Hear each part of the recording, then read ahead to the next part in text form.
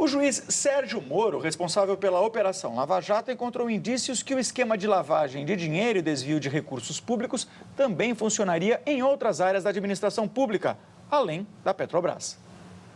A principal prova é um documento apreendido no escritório do doleiro Alberto Youssef em março. Uma tabela relaciona mais de 750 obras de infraestrutura realizadas nos últimos anos no Brasil, que teriam sido usadas no esquema. No despacho em que negou a revogação da prisão preventiva do vice-presidente da empreiteira Engevix, Gerson Almada, Moro escreveu: embora a investigação deva ser aprofundada, é perturbadora a apreensão desta tabela nas mãos de Alberto Youssef, sugerindo que o esquema criminoso de fraude à licitação, sobrepreço e propina vai muito além da Petrobras. Na terça-feira, o ex-diretor de abastecimento da empresa, Paulo Roberto Costa, afirmou durante a CPI da Petrobras que as empreiteiras também fraudavam a construção de rodovias, ferrovias, portos e aeroportos. As empresas praticavam sobrepreço nas obras para repassar parte do dinheiro aos partidos políticos. O executivo da Toyo Setal, Augusto de Mendonça Neto, afirmou em depoimento que parte da propina foi paga como doação declarada às campanhas políticas do PT. Ele também disse haver uma associação com as empresas Carioca Engenharia e Construcap Engenharia para dividir as obras da Petrobras. Juntas, as três empreiteiras doaram 34 milhões de reais a 17 partidos políticos. As empresas Carioca e a Construcap negam as denúncias. Doutor, a gente pode esperar mais desdobramentos em relação à investigação da Lava Jato, em relação a essas 750 obras, ou, nesse momento, dentro do escopo da investigação, é ficar mesmo na Petrobras? Não, vão surgir filhotes e provavelmente com outros juízes, né? E nós vamos ter um desdobramento muito impactante com a questão dos políticos, e este virá logo. Inclusive, o que se refere ao financiamento das campanhas eleitorais.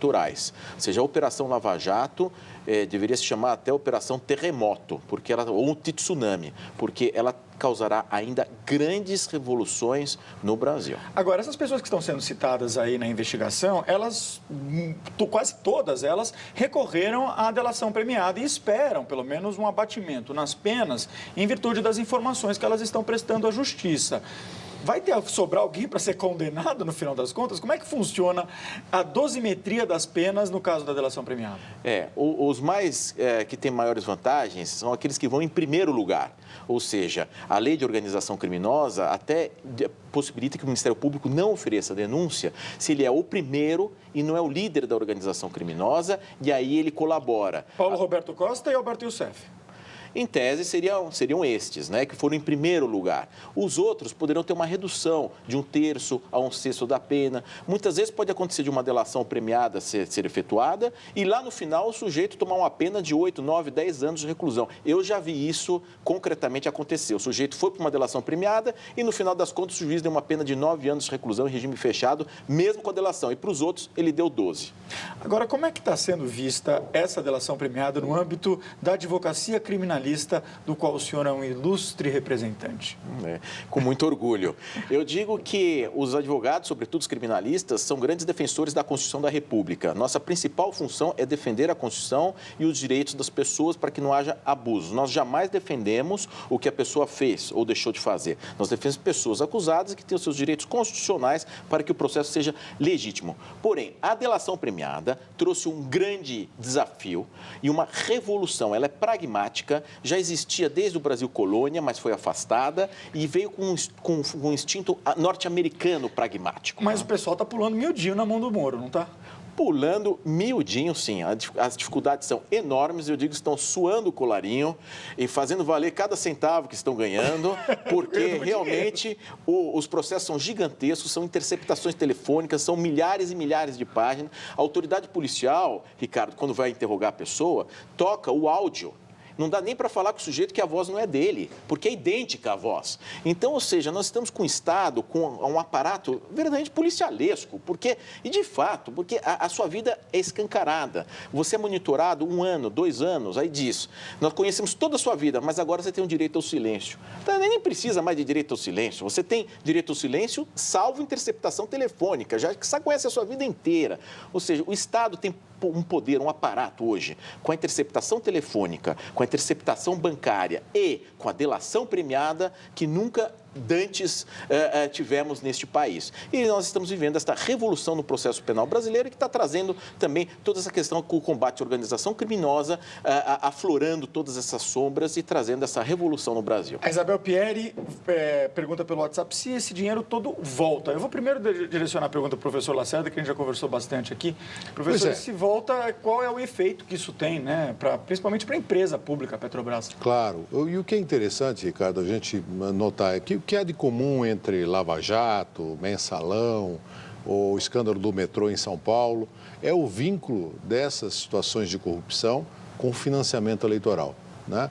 Então, é algo que tem muito a ver com a necessidade de uma profunda reforma política que repense toda essa estrutura de financiamento, porque isso, se não é causa principal, acaba sendo uma desculpa para a montagem de esquemas, né, milionários, né, de corrupção envolvendo interesses de empresas públicas e privadas, lembrando que nos dois casos não é só a empresa pública, e sempre, de alguma forma, vinculado a financiamento de campanhas. O Franz Josef pergunta pelo Facebook, pelo Twitter, aliás, se o crime de corrupção deveria ser um crime de traição ao povo e à pátria. E o Dermival Silva pergunta pelo Facebook se a delação premiada nada mais é do que negociar com bandido. A delação premiada, começar pelo final, de fato, ela traz esse embate ético. Quer dizer, o sujeito cometeu um crime, a pessoa... E ele está lá delatando, não é por arrependimento, ele está delatando com um motivo torpe, motivo vil, ou seja, para ter um benefício próprio. Ou seja, sob o fundamento ético, a delação premiada é desprezível. Ela é um pragmatismo do Estado que não tem poder, não consegue investigar essas organizações criminosas e dar uma benesse para uma pessoa que não merece benesse, merece cadeia. E a outra pergunta é se a corrupção deveria ser um crime de traição ao povo e à pátria. Isso não adianta. Não funciona. Porque a corrupção, por exemplo, um policial que receba R$50, R$100, quer dizer, se você for ver o que é a corrupção, é endêmica, de fato é da natureza humana. No mundo inteiro existe a corrupção. Você pode taxar ela de traição à pátria, você pode taxar ela do que for, ela vai continuar a existir. E não sejamos hipócritas. Ela existe, é um combate lento, mas sobretudo de formação humanista, de formação de educação.